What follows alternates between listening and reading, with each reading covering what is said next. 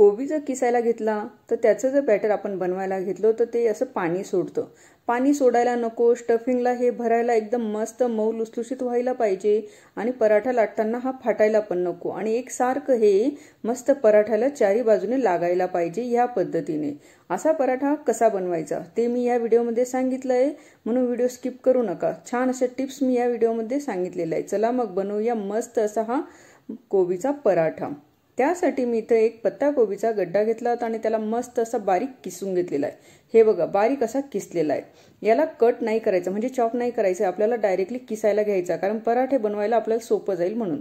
मी इथं पॅन ठेवलाय. पॅनमध्ये 2 चमचे तेल, 1 चमचा जिरं, 1 चमचा राई टाकून घेतलं आणि 1 मोठा चमचा धने घेतले होते आणि त्यांना जाडसर मी कुटून घेतलेत. म्हणजे मस्त क्रश केलेले धने या पराठ्यामध्ये खूप छान लागतात. आणि एक बारीक चॉप केलेली हिरवी मिरची टाकून घेतली. त्यानंतर आपण किसलेला जो कोबी होता तो इथं टाकून घ्यायचा आहे. हा पूर्ण 2 कप येईल एवढा हा किस बनलेला आहे. आता याला आपल्याला या तेलामध्ये परतायचं आहे. गॅसची फ्लेम मी हाय करून दिली, म्हणजे यामधलं जे पाणी असतं ते पूर्ण सुकून जाईल. मग हे पूर्ण छान असं परतून घेतलं आहे मी. नंतर आपल्याला अर्धा चमचा धनिया पावडर, अर्धा चमचा जिरं, 1 चमचा मस्त मीठ टाकून घेतलं, 1 चमचा लाल तिखट कारण आपण हिरवी मिरची वापरली आणि 1 छोटी चमची हळद टाकून घेतली आणि 1 चमचा कस्तुरी मेथी आपल्याला टाकायचं आहे.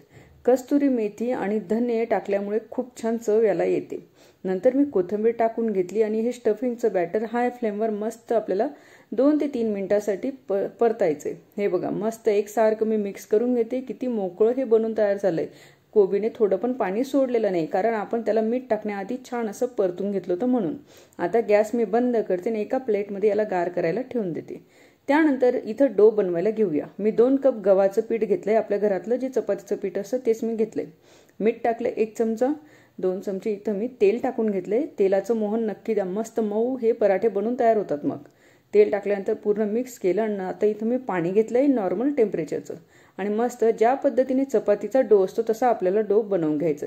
हे बघा मस्त मी मऊ असा हा डो बनवून घेतलाय. आता याचे गोळे आपल्याला बनवायचे आहेत. जेवढा आपल्याला पराठा बनवायचा आहे तेवढे गोळे बनवून घेऊया. मिनिमम माझे 6 गोळे हे बनलेले. नंतर मी इथं पोळपाट घेतलंय. 1 गोळा आपल्याला घ्यायचा आहे. थोडं गव्हाचं पीठ लावून असं आपल्याला 2 बोटांनी असं दाबत जायचंय आणि वाटीचा आकार याला द्यायचंय, म्हणजे आपल्याला हे स्टफिंग करायला सोपं जाईल म्हणून. हे बघा कोबीचं स्टफिंग करायला सोपं जाईल म्हणून मी पूर्ण असा वाटीचा आकार याला देऊन घेतलाय. आता यामध्ये हे स्टफिंग आपल्याला भरायचंय. 2 ते 3 चमचे आपण भरू शकतो, पण मिनिमम मी 2 ते 2.25 चमचे हे भरून घेतलंय. हाताने असं दाबा म्हणजे हे मस्त दाबून बसेल मग आणि सगळ्या पराठ्याला पूर्ण पसरवून हे लागेल मग. आणि ज्या पद्धतीने मोदक आपण दाबतो त्याच पद्धतीने दाबा. हे बघा अशा पद्धतीने. आणि वरचं एक्स्ट्राचं बॅटर पण तिथंच आपल्याला दाबायचं. लाटताना एक ट्रिक लक्षात ठेवा, जो दाबलेला भाग असतो तो खाली आपल्याला घ्यायचा आहे लाटायला.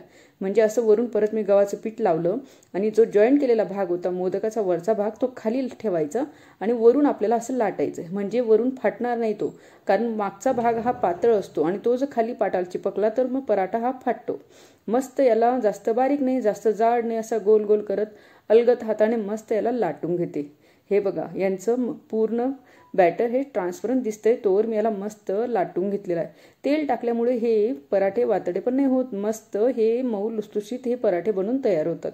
पूर्ण मी लाटून घेतले. आता ही खालची बाजू आधी आपल्याला तव्यावर टाकायची. तवा मस्त गरम झालाय. खालची बाजू मी आधी इथं टाकून घेतली तव्यावर. गॅसची फ्लेम मिडियम ठेवली आणि मस्त दोघं साईडने आपल्याला याला भाजून घ्यायचं आहे. वरून तेल तूप बटर तुमच्या घरी जे पण आवडत असेल ते तुम्ही वापरू शकतात. मी इथं वरून मस्त 2 चमचे तेल टाकलेलं आहे. परत याला पालथं मारून घेते आणि वरून परत याला आपल्याला तेल टाकून घ्यायचं आहे.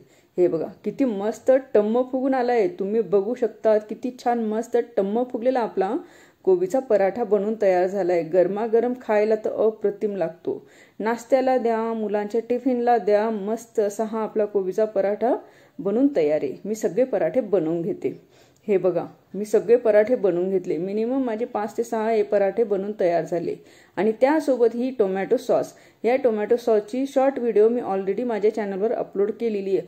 मस्त घरच्या घरी टोमॅटो सॉस कसा बनवायचं मी या व्हिडिओमध्ये सांगितले, म्हणून जाऊन नक्की बघा की टोमॅटो सॉस मी या पराठ्यांसोबत कसा बनवलेला आहे.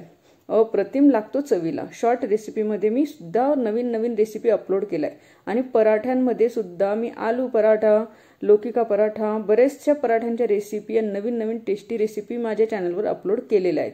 हे बघू शकतात किती छान स्टफिंग, कलर किती सुंदर.